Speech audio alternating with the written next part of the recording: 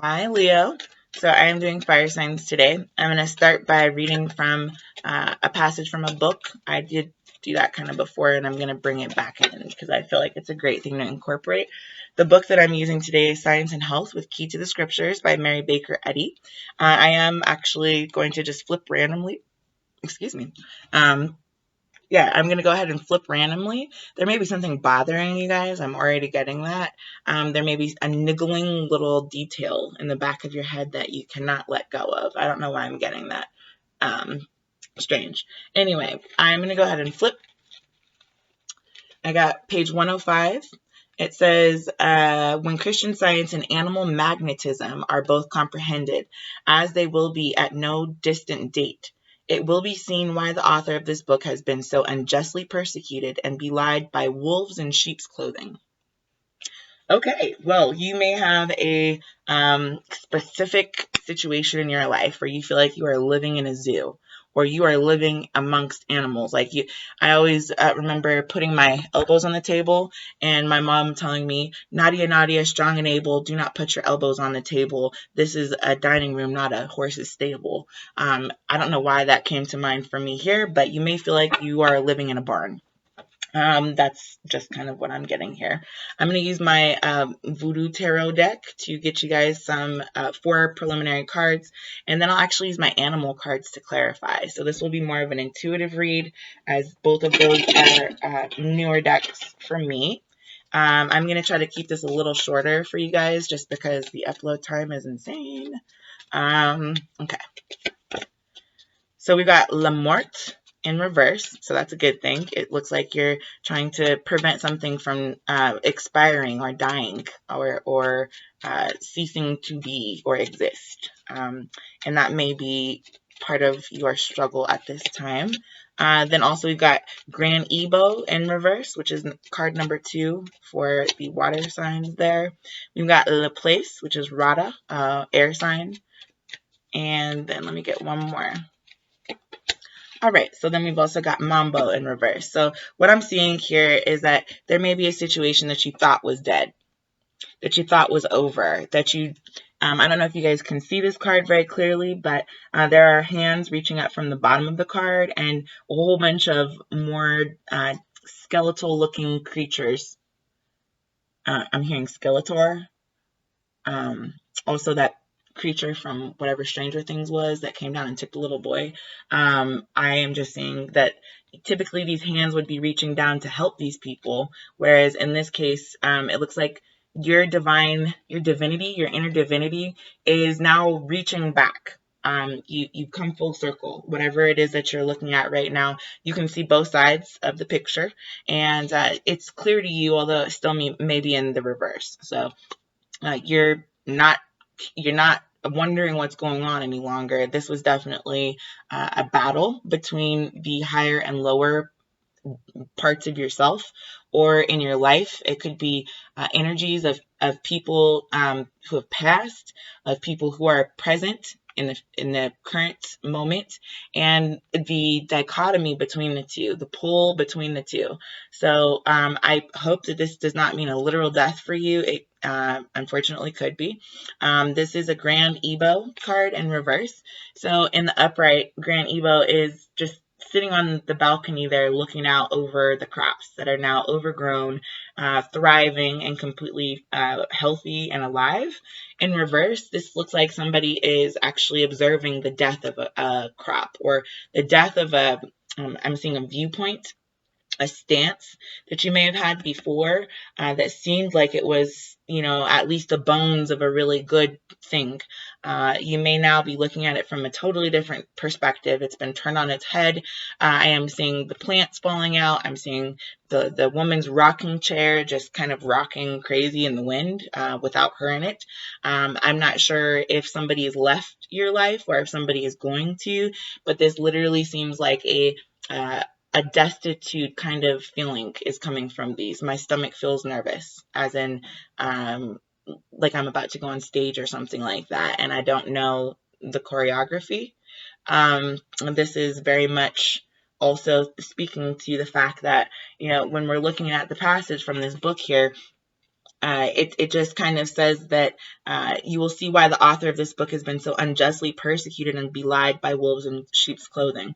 All of these people here could have been wolves in sheep clothing, and you may be absolutely in shock. I mean, look at the amount of hands here as opposed to the number of dead spirits or zombie-like existence of this many people kind of falling on your head is what I'm seeing, or falling on top of you, potentially with their hands out, trying to get something from you or pull a piece of a viewpoint from you, or a valuable piece, a seed of information or plant, or of a, I'm seeing a chia pet with a whole bunch of, the chia, that?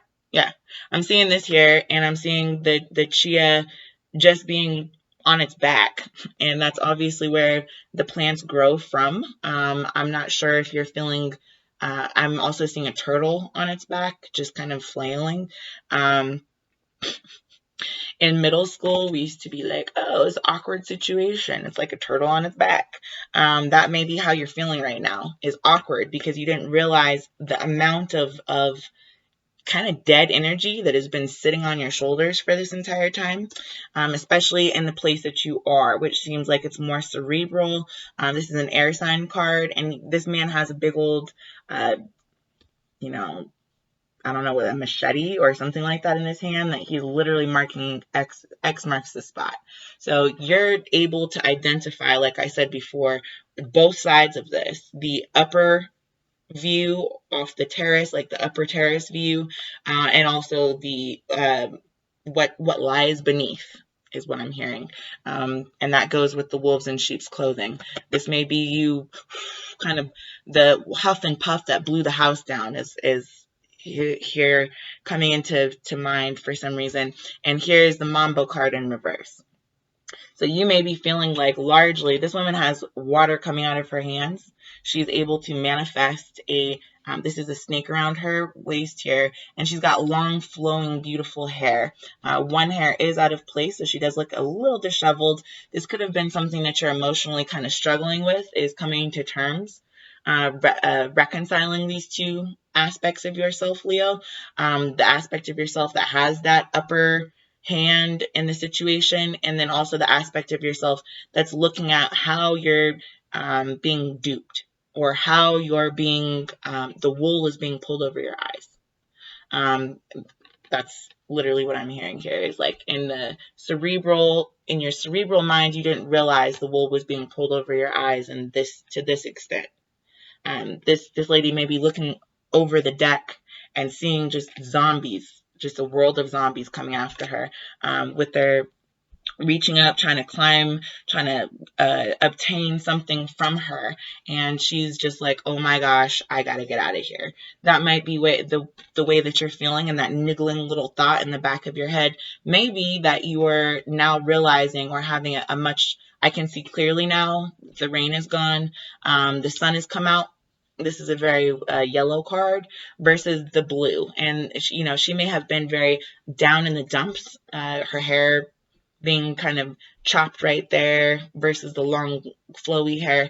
And then also, the fact that she's got the snake around her waist, you might have been feeling like you were out of place a little bit. You couldn't quite put your finger on it, but I think at this point you now have a good idea of what that is. So let me get some clarifiers with the animal deck, and then I will also get a closing statement from the book.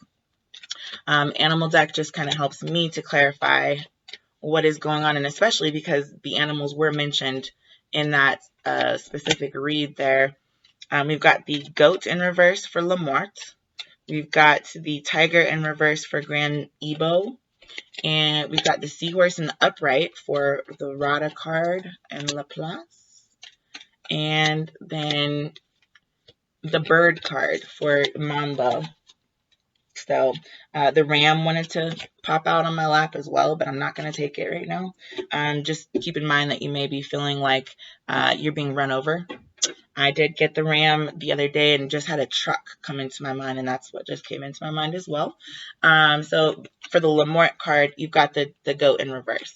So I know a lot of people associate the mark of the beast or whatever kind of you are the goat, I guess they could say. This may be something that you didn't realize you were a part of. I'm just seeing the hands from the divine actually coming from the goat. I am seeing that, because the goat has been kind of targeted as a negative, uh, I know they have the fainting goats that get really scared and then just pass out. They've also, just goats have gotten kind of a bad rap.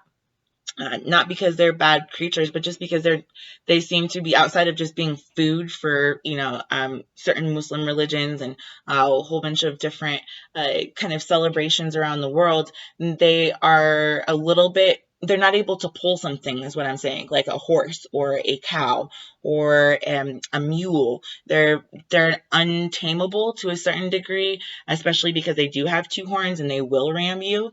But at the same time, they're also necessary for a food source or for a origin of energy. So that's what I'm seeing here is kind of the dichotomy between the two, that they were placed here, or you've been placed in a situation where you feel a little bit victimized, like these zombies have been sucking the life from you or been trying to eat you for a meal or something like that. And I'm just seeing Walking Dead, like the hordes coming towards like Michonne or something like that, with her ability to look at both sides.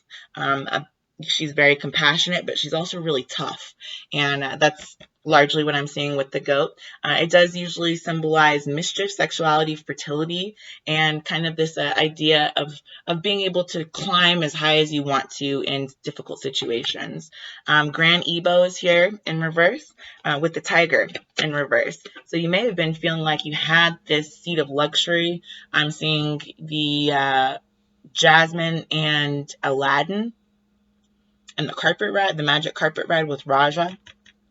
I'm seeing this as Raja for some reason, that Raja had a very exalted space in Jasmine's life, that the acknowledgement of the animals was just as important to her as acknowledgement of human livelihood and kindness.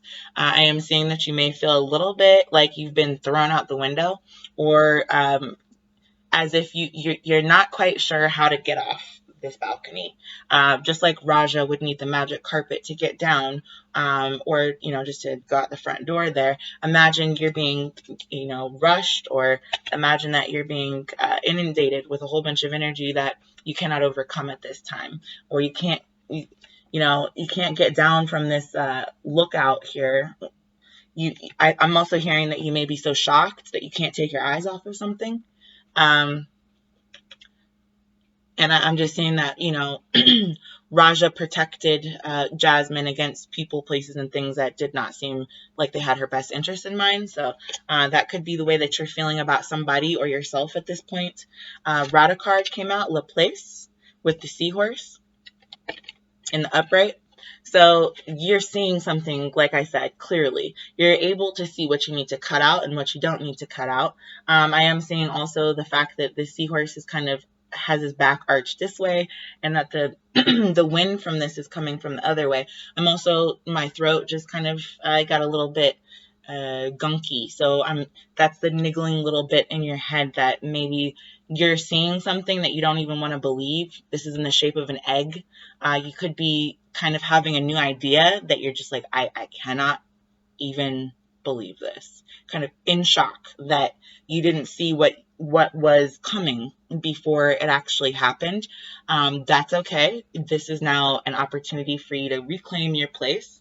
As the seahorse, or as this, a fetus largely looks like this in utero when they're in development.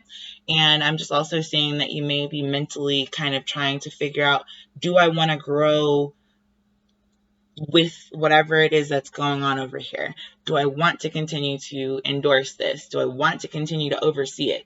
Do I want to continue to, he's not using the machete to cut any of this. He's, marking his spot in the sand here.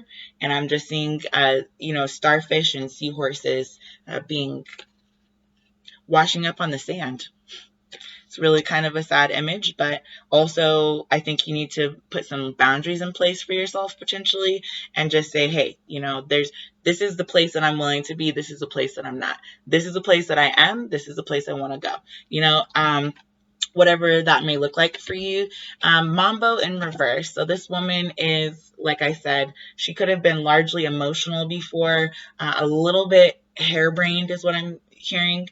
Your emotions could have been, or these emotions from whatever incidents you just come out of, could have made you feel really flighty, could have made you feel like you could not keep a thought together to save your life, could make you feel like you're just this that you're halfway masked. I'm hearing in the opera, the Phantom of the Opera, because of the way that this is coming over this man's face. You could feel like you were kind of showing half the picture or only seeing part of the picture. Now you've removed that other blinder from your face. You've it revealed your identity in a different way, identified a certain part of yourself that you'd like to either cut off or endorse. And this is the unveiling of that. So as she, is turning over, I am seeing either you're protecting yourself against all of this could be your war paint going forward. Like, Rick, I think in the very beginning of Walking Dead, he is basically has to be at war with his own best friend. And he never thought his own best friend would be the one to get his wife pregnant, but that was the case. So you may be feeling like half of you needs to be concealed in order for you to be effective or something like that. But in any case, that's what I'm getting for you guys. This has gone way over the 10-13 minutes. I'm going to go ahead and read one thing and then I'm out. The medicine of science is divine mind, and dishonesty, sensuality, falsehood, revenge, malice are animal propensities, and by no means the mental qualities which heal the sick. The hypnotizer employs one error to destroy another. If he heals sickness through a belief, and a belief originally caused the sickness, it is a case of greater error overcoming the lesser. I'm actually going to tell you guys what came through while I was reading that as well. I'm looking at Eastern versus Western medicine popped in my head just because of the way that these two, or all four of these cards came out. I am seeing this as being kind of Western medicine and this being Eastern medicine. So with the cutoff of your emotions, instead of just being really emotional when you go to the doctor, being able to have a logical, reasonable conversation about where you are. That might have been something that you needed to clarify, and it's to get away from this animalistic destroying of your progress upwards, your progress away or in a fierce way. You definitely want to go ahead and have these two animals on your side. Either of these are not good adversaries to have. The goat will leave you behind just by climbing too far or ramming you down, like we just got the ram. And the tiger, we don't even have to say anything. You already know. So, lions and tigers and bears, oh my. I will see you guys next time. Bye.